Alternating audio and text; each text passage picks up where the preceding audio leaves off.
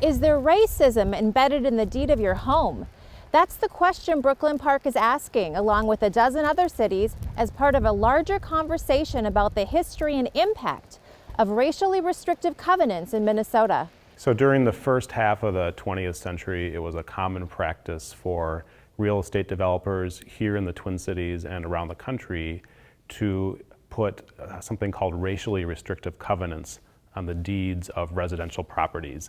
Essentially, these covenants made it so pretty much only white Christian people could own property in those neighborhoods. The covenants targeted people who were Asian, Latino, and Jewish, but especially those who were Black.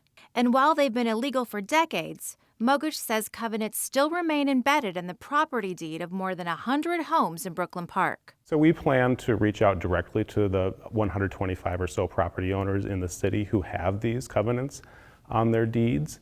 Mogush says it's likely those homeowners aren't aware their deed includes a racially restrictive covenant. And thanks to an organization called Just Deeds and its coalition of pro bono attorneys, removing the covenant from a deed won't cost the homeowner a dime.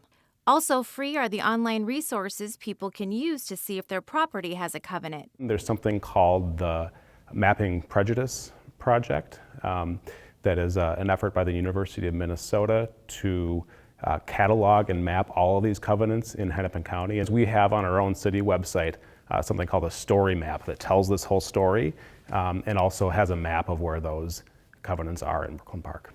Mogush says Brooklyn Park's goal isn't just about changing records. It's about starting a conversation and talking about what's next. You know, now that we know about this history, what are we going to do about it through policy changes and investments to really try to reduce the racial disparities in home ownership and other areas that have resulted from a history over the last 100 years of these covenants being on people's properties. For The Connection, this is Jenna Globe. Learn more about The Connection at ccxmedia.org and follow us on social media.